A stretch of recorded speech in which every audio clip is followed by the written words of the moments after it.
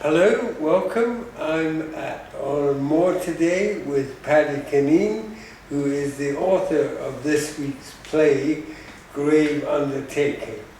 It's lovely to have you back, Paddy. Very nice to I meet you. should say Paddy is a great supporter of Warren Moore. I think he's directed something like 15 plays here, and this must be your fourth or fifth? Fifth play you've written for us. Yeah. Tell us a little bit about the piece. It's a kind of eccentric piece set in an undertaker's. Yeah. The central character is a guy called Jim McCabe. He's proud of what he can do. He's proud of his craft. He has a rationale, which is that if he presents the body well, then when the families come to view, they have a better experience and are able to let go. And so he's proud of that. And then the next body that he has to embalm is someone that he recognises, and this sends him into turmoil, and he ends up kind of going through that process himself. Right. That's really what the play is. And it crosses a lot of different genres. Okay. In that it has sort of song spiel, a bit like Brecht songs. Well, that's very kind. I was thinking they might be more like Ian Jury, but if you're going to put them up there with Brecht and File, I'd be very happy. I'd be happy with either of those, actually. Ian Drury meets Bertolt Brecht. That would have been a great meeting. And it has gallows humour. Yeah. And it has some very dark thoughts on the nature of life. Sorry about that.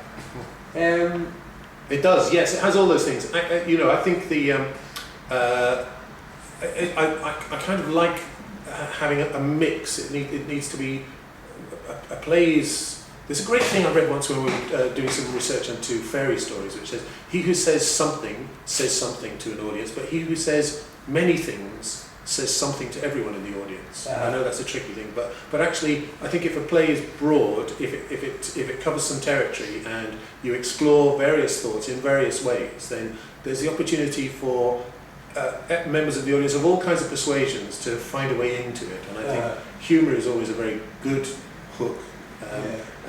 Especially if the material is dark and maybe tricky, but and it is, and I don't think, it's not having a penchant for just being dark particularly, but what I really want to see when I go to the theatre is I'm less impressed with technical pyrotechnics and wizardry and video images and that, and all of which I like, but nothing for me really replaces a performer on stage going through a process that requires them to just kind of spill their guts or spill their heart. Or that's what I like about everything else. And with Warren Moore here, that's one of its advantages. There aren't the great technical resources to hide behind.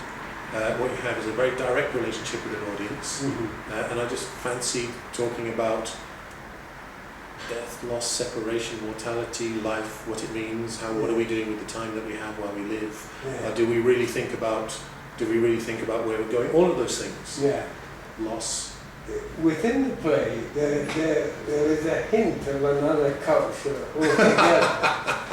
I think you're referring to my kind of. We keep talking about this. I've been to Japan a couple of times now to study No theatre. Yeah. And most No plays. I've modelled this on the if you like the overall structure of a general No play, which basically a No play involves this. A priest goes wandering through Japan. He comes to a location where he finds a little story, a local story from the locality, the history. He asks a local person. That person tells him the story. Quite often it's about lovers who were here, who were separated, and one lover was left grieving for the rest of her life for the departed lover. And the priest says, okay, well, I'll go to that shrine and I'll pray for them. And as the priest kneels at the shrine and prays for them, so a visitation happens, a manifestation of that story, and a ghost effectively comes on and relives the story. Right. And in so doing, is healed, because No plays are fundamentally driven by Buddhist theology, and basically they're saying let go. Over-attachment to life and everything is a sin within the Buddhist framework, and it's saying let go. So I just took that model and there's no way you could describe this as a no play, but too many words. Too many words, and the songs are far too jaunty because there's a fantastic kind of purity in no, and we're being robust and rambunctious down there with the thing. But the skeleton of the story is fundamentally that of a no play in that. And you have another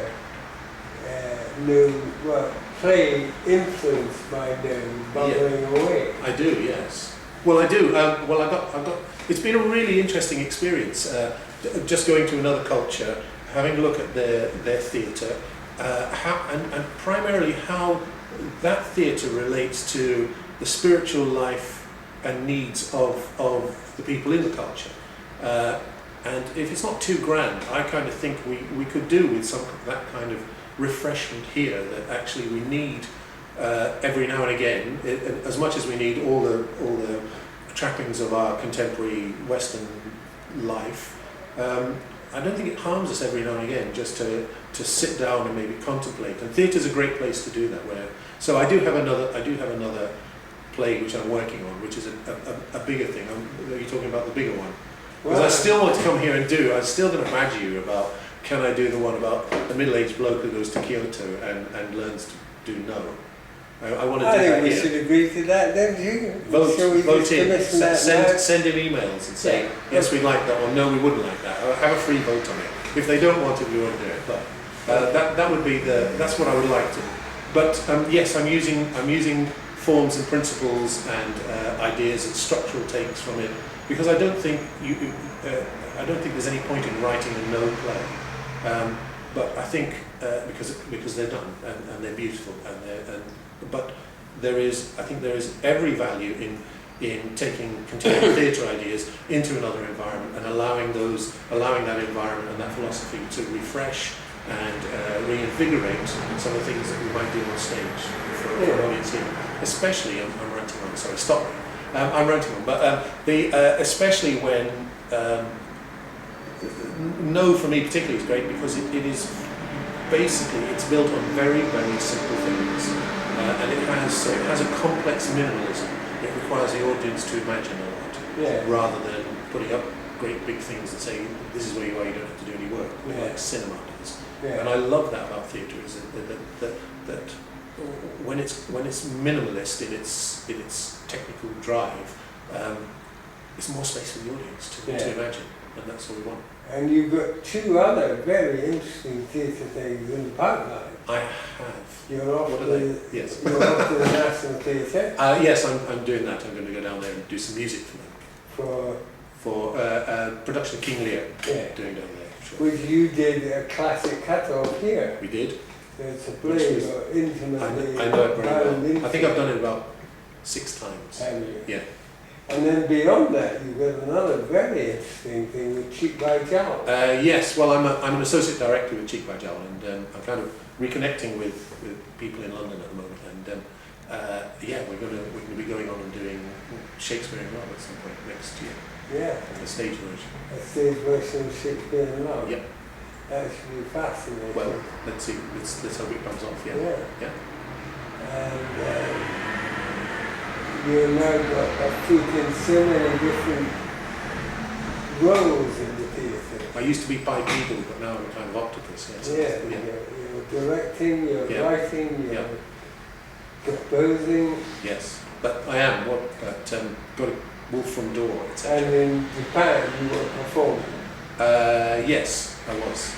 I also went and did some work with Goliath. We've got time for this. This is turning into a Paddy Cunneen show. I'm sorry to do this to everyone, but I went and did a week's workshop with Goliath recently, ostensibly on clowning. But in Berlin. In Berlin, and it was just fantastic. Again, it's one of those things of step outside the world you know and the way you understand of doing things, and go and meet somebody else who has a profoundly different way.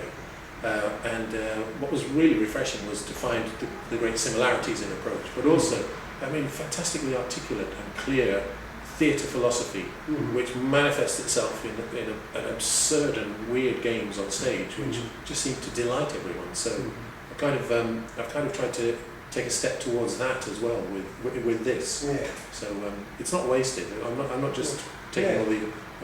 I'm trying to steal from the best. Steal regularly, steal everything, but steal from the best is I think the best. I think you call it a tribute. Is it a tribute? No, because I want all the credit if it goes well. It'll only be a tribute if it goes badly. And then we can say, well, it's not me, it's their fault. Well, I think it's going very well. Well, thank you. And I would encourage you to come and see Grave Undertaking. It's great fun and it's very thought-provoking and enjoyable. Thank you, Paddy. Thank you, David. As ever.